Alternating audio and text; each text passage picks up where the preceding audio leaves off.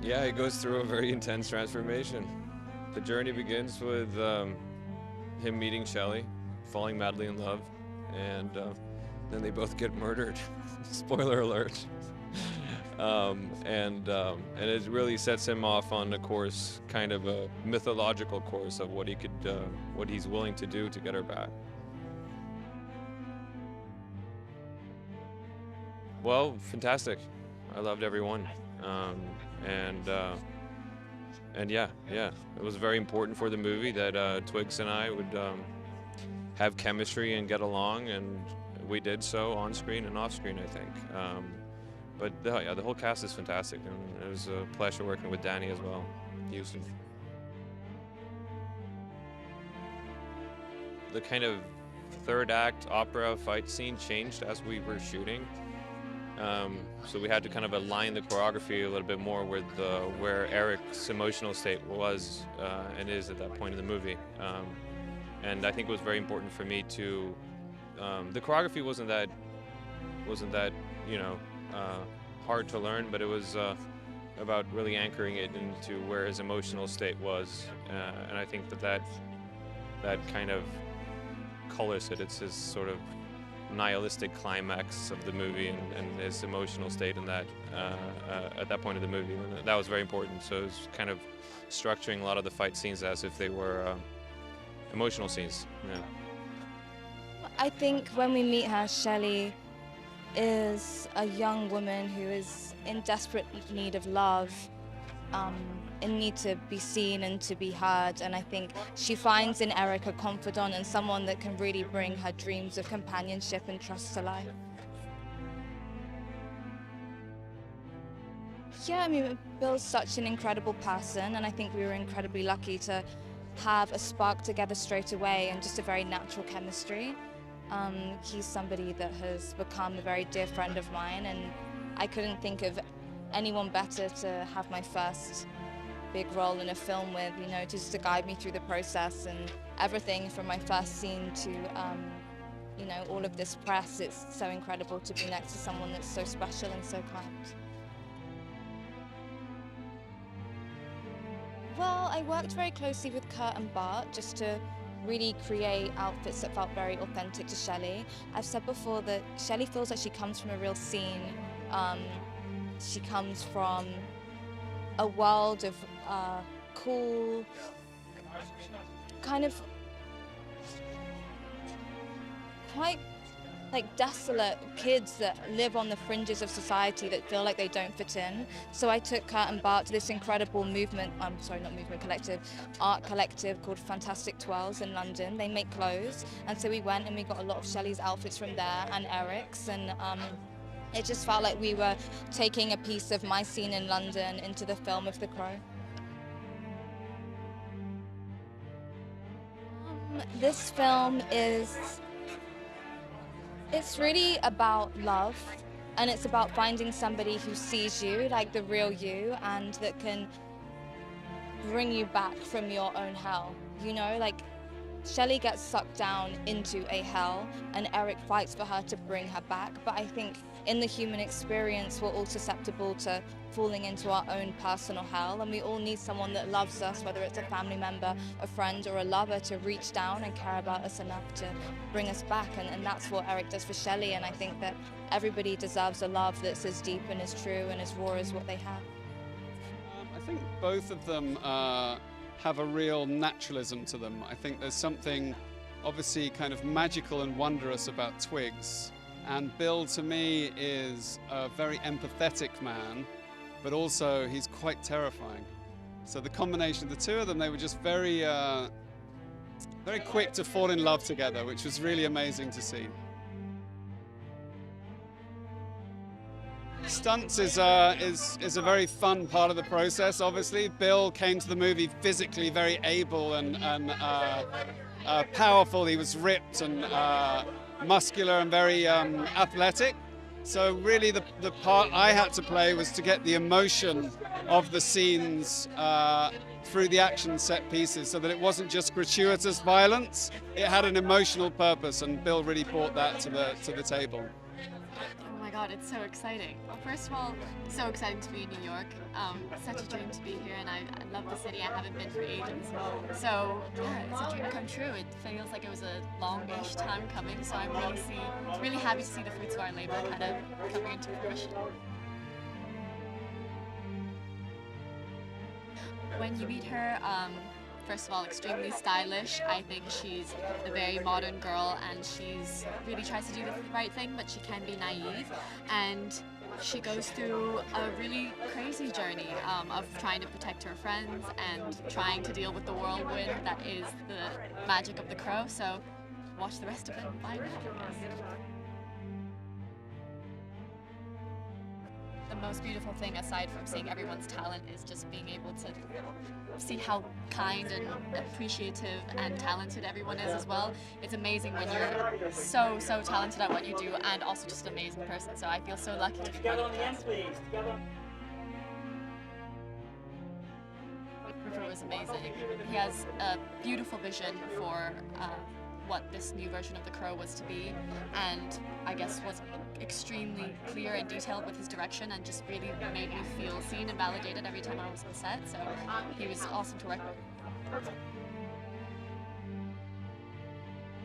First of all, the action, the choreography, the gore, the violence, the intimacy, everything about it is better in a big screen. The bigger the better, and it'll be beautiful to watch. It's very exciting to be here. It's a long journey with all the filmmakers involved, and to finally see this, kind of passion project for all of us come together and get a screen here. This really iconic theater is pretty amazing. So yeah, it's very fulfilling. Yeah, I think Rupert did an amazing job casting this film, and Bill brought so much sort of pathos and angst and sensitivity and capability of real violence to the role, and Twigs was so organic in building the character with her that we really wanted these two to feel like doomed lovers, and to feel like people of this generation who are artists and trying to find their way and getting sort of bowled over at every chance, and yeah, Bill and Twigs just had that energy that felt like chaotic and exciting and romantic, and they were perfect.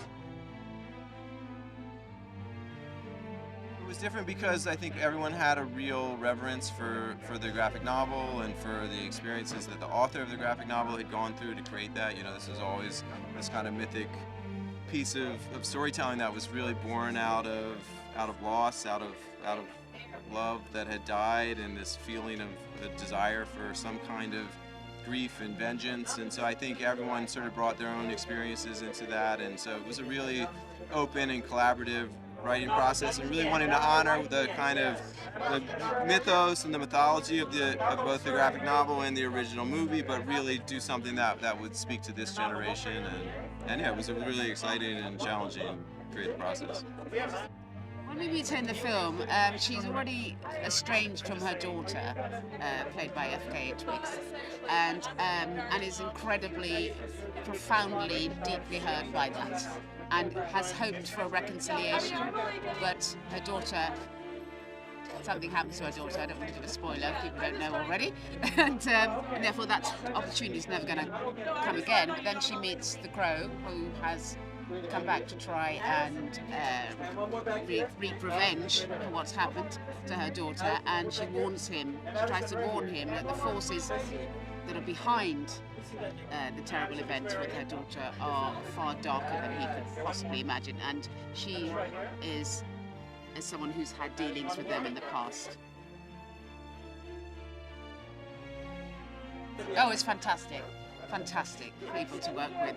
Not only do you hope that you're going to get on as actors, but you hope to have a fully collaborative experience and work incredibly well together for the good of of the work and make it as excellent as possible. And it was a joy to work with Bill Skarsgård and FKA twigs. Absolutely loved working with Rupert Sanders. Absolutely loved it. We'd do it again in a heartbeat. He's an amazing director, he's an amazing visionary, and what he's brought to this film is beyond anything anyone could possibly imagine. I think he's one of the best directors working in the industry today. I think this is the kind of film you should see in a theatre, not wait for it to come on TV, although it'd be great if you. But it demands a huge canvas. I think the story is expansive, the theme is expansive, I think it's incredibly exciting. I think it's quite unlike some of the films I've seen quite recently, and it demands a big cinema screen and a cinema release. It's unbelievable. The chemistry between those two from day one was just off the charts incredible. So to see it on screen now, all put together, it's even better. The biggest part of adapting it was trying to get the essence of the book right and then blending it with Rupert's vision. Rupert had this incredible vision for what he wanted for the film, and then trying to make sure that it still did justice to James's work and it still felt like The Crow, it still felt like the book felt when the first time you read it. That was what was in the front of my mind the entire time when I was writing on it. And then adapting a graphic novel, what was cool about this project was it was one of the first projects I worked on where it was almost like visuals first.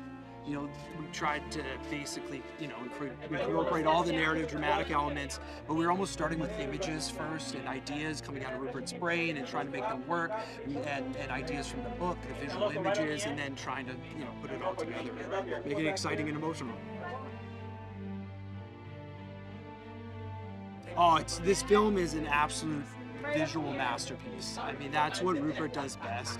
This on a big screen, it feels like it completely sucks you into the world because of how great he is at telling a story with the camera.